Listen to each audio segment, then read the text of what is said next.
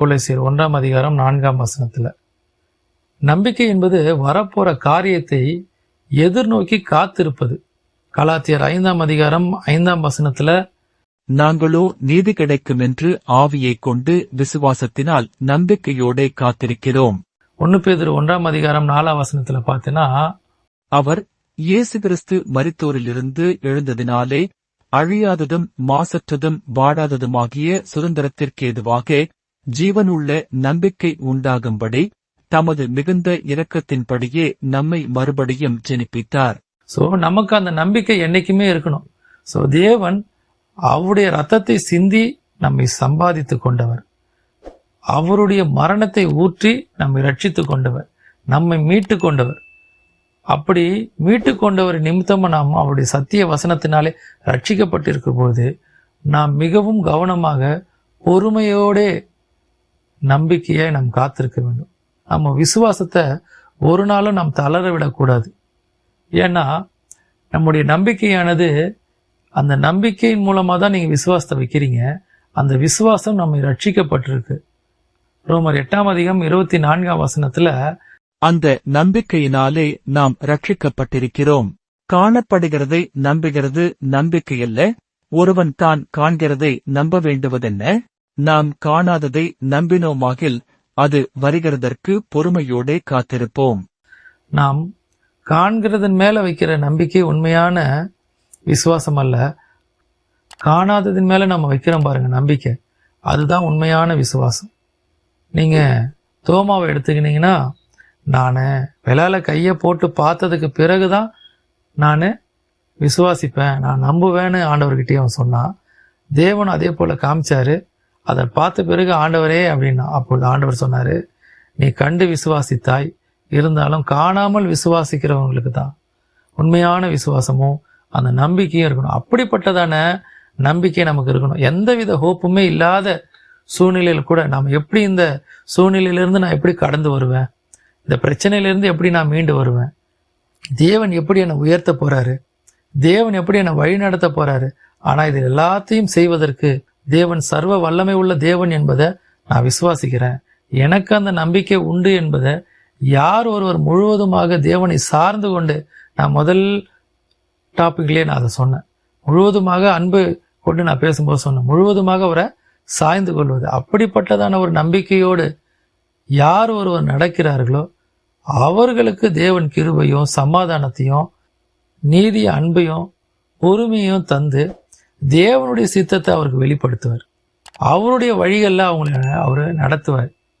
நீங்க ரூத்துடைய சம்பவத்தை நீங்க எடுத்துக்கங்க.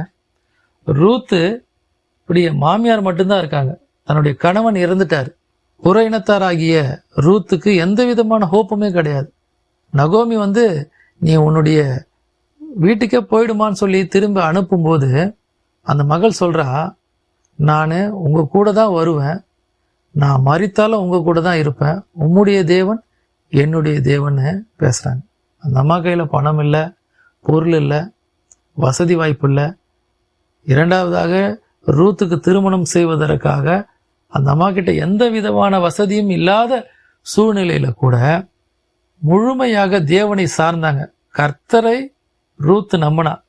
அது எங்க வரும் நீங்க பாத்தீங்கன்னா, ரூத்து 1:16 நீங்க அதை பார்க்கலாம். அதற்கு ரூத், நான் உம்மை பின்பற்றாமல் உம்மை விட்டு திரும்பி போவதை குறித்து என்னோட பேச வேண்டாம், நீர் போகும் இடத்திற்கு நானும் வருவேன், நீர் தங்கும் இடத்திலே நானும் தங்குவேன், உம்முடைய ஜனம் என்னுடைய ஜனம், உம்முடைய தேவன் என்னுடைய தேவன், நீர் மரணமடையும் இடத்தில் நானும் மரணமடைந்து அங்கே அடக்கம் பண்ணப்படுவேன், மரணமேயில்லாமல் வேறொன்றும் உம்மை விட்டு என்னை பிரித்தால் கர்த்தர் அதற்கு சரியாகவும் அதற்கு அதிகமாகவும் எனக்கு செய்ய கடவர் என்றாள். அப்படிப்பட்டதான ஒரு நம்பிக்கை நமக்கு இருக்கணும். நம்பிக்கை குறித்து நம்ம பேசும்போது எப்படி இருக்கணும்னா, ரூத்தை போல விசுவாசத்திலையும் மரண பரியந்தம் தேவனை நடத்துவார் என்றதான நம்பிக்கை நமக்குள்ள இருக்கணும். இன்னைக்கு நான் உங்களுக்கு சொல்ல வர செய்தி அதுதான். அப்போஸ்தலனாகிய பவுல் கொலோசையருக்கு எழுதின இந்த நிருபத்துல முதல் 10 வசனத்திலிருந்து சில காரியங்களை நம்ம பார்த்தோம். நமக்கு முதலாவதாக மெய்யான விசுவாசம் நமக்கு இருக்கணும். அந்த மெய்யான விசுவாசம் என்பது என்ன அப்படின்னா, தேவனை முழுமையாக நாம் சார்ந்து கொண்டு கிறிஸ்துவை அறிகிற அறிவில் நாம் வளர்வது மாத்திரமல்ல, அவருக்கு நம்மை முழுமையாக அர்ப்பணித்து அவர் மேல வைப்பதே உண்மையான விசுவாசம். இரண்டாவதாக நாம பார்த்தோம் அன்பு. அந்த அன்பு எப்படிப்பட்டதான அன்பா இருக்கணும் அப்படின்னா, நம்முடைய அன்பு கிரியையை வெளிப்படுத்தக்கூடியதாக, நம்முடைய அன்பு உண்மை உள்ளதாக, நம்முடைய அன்பு தாழ்மை உள்ளதாக, மனத்தாழ்மையோடு இருக்கக்கூடியதாக, அவை கிறிஸ்துவை பிரதிபலிக்கக்கூடியதான அன்பு நமக்குள்ள இருந்து வெளிப்படணும். அப்படிப்பட்ட கிரியைகள் நமக்குள்ள இருந்து வெளிப்படும் போது நாம் கனி கொடுக்கக்கூடியவர்களாக நாம் இருப்போம். மூன்றாவதாக நாம பார்த்தோம் நம்பிக்கை. அந்த நம்பிக்கை மரண பரியந்தம் நம்மை நடத்தக்கூடியதான நம்பிக்கையா அது இருக்கணும். எந்த ஹோப்புமே இல்லாத, எந்த எதிர்காலமும் இல்லாத சூழ்நிலையில கூட நான் தேவனை நம்புகிறேன், என்னுடைய விசுவாசத்தினாலும் என்னுடைய கிரியையினாலும் தேவன் மீது வைத்த அன்பினாலும் தேவன் என்னை நடத்துவார் என்ற நம்பிக்கையின் மூலமா நாம் நடத்தும் போது கர்த்தர் நம்மை ஆசீர்வதித்து கர்த்தர் அவருடைய பலத்த கரத்துக்குள்ள நம்மை நடத்துவார்னு நான் உங்களுக்கு சொல்றேன். கர்த்தர் உங்களை ஆசீர்வதிப்பாராக. ஆமென். Yeah.